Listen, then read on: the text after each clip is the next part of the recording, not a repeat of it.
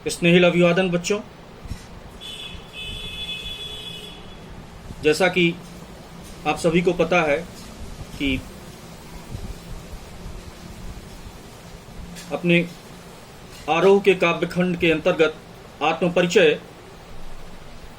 शीर्षक नामक कविता से जो हरिवंश राय बच्चन द्वारा जी रचित है, उसके द्वितीय काव्यांश को आज हम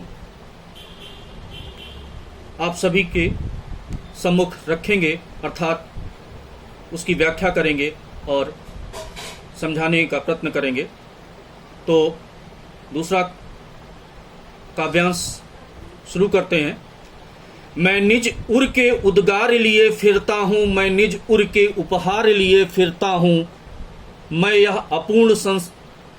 अपूर्ण संसार न मुझको भाता, मैं सपनों का संसार लिए फिरता हूँ।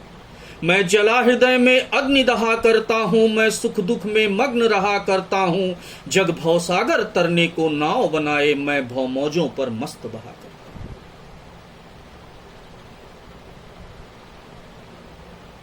इन पंक्तियों में कवि अपने मन के उफानों व अपनी कल्पना को दर्शाना चाहता है तथा वह सुख दुख दोनों को जीवन में खुशी खुशी स्वीकार कर मस्ती में जीवन व्यतीत करना चाहता है।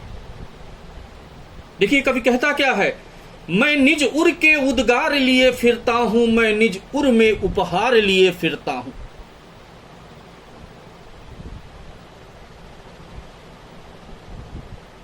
मैं निज उर के उद्गार लिए फिरता हूं, मैं निज उर के उपहार लिए फिरता हूं। कवि कहता है कि वह अपने हृदय में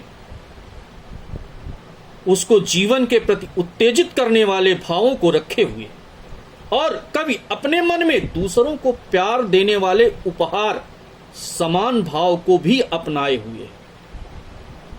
कवि कहता है वह अपने हृदय में उसको जीवन के प्रति उत्तेजित करने वाले भावों को रखे हुए है और कभी अपने मन में दूसरों को प्यार देने वाले उपहार समान भाव को भी अपनाए हुए है। अर्थात कवि के हृदय में दुख सुख दोनों प्रकार के भावों की जगह है। बच्चन जी इस वास्तविक संसार को अपनी दृष्टि में अधूरा मानते हैं। ये पंक्ति देखिएगा, मैं यह अपूर्ण है, यह अपूर्ण संसार न मुझको भाता, मैं स्वप्नों का संसार लिए फिरता हूं। बच्चन जी इस वास्तविक संसार को अपनी दृष्टि में अधूरा मानते हैं, जिसमें कल्पना का कोई स्थान नहीं है, इसलिए उसको यह संसार अच्छा नहीं लगता है। वे अपने मन में मैं सपनों का संसार लिए फिरता हूं।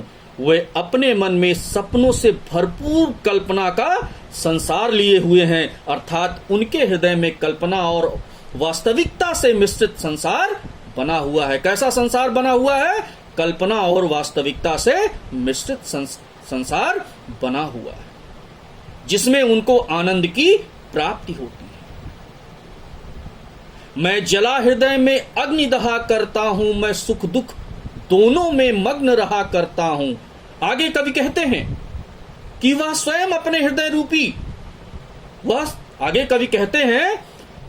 वह स्वयं अपने हृदय में प्रेम रूपी अग्नि को जलाकर रखते हैं और इस प्रेम में अपने आप को मग्न करके दूसरों को भी प्रेम में लिप्त कर लेते हैं। यह जीवन की दोनों प्रमुख स्थितियों सुख दुख में इस प्रेम के कारण ही मस्त रहते हैं, अर्थात जीवन के सभी कार्यों व संघर्षों का प्रेम व खुशी से सामना करते हैं। आगे कवि क्या कहते हैं देखें, जग भव सागर तरने को नाव बनाए, मैं भव मौजों में मस्त बहा करता हूं। आगे कवि कहते हैं कि यह संसार मोह माया के तूफान रूपी इस सागर को पार करने के लिए न जाने कितने मार्गों रूपी नावों को बनाने में लगा है। अर्थात संसार के सभी लोग मोक्ष प्राप्ति के लिए अनेक मार्गों द्वारा प्रत्न रत्न हैं, प्रत्नशील हैं, लेकिन बच्चन जी इस समय भी इस माया रूपी तूफान की लहरों पर भी वह जीवन के विभिन्न माया जालों में भी ना फंसकर अपने आप को मस्त व प्रसन्न चित्त बनाए रखे हुए। ये तो रही बच्चों काव्यांश की व्याख्या। अब काव्य का सौंदर्य देखते हैं। काव्य का भाव पक्ष है, कवि अपने मन में सुख दुख कल्पना आदर्श के सभी भावों को ग्रहण किए हुए तथा एक मुग्ध प्रेमी की तरह जीवन व संसार में मस्ती में बहता हुआ रहना चाहता है। एक बार फिर से ध्यान दे भाव पक्ष।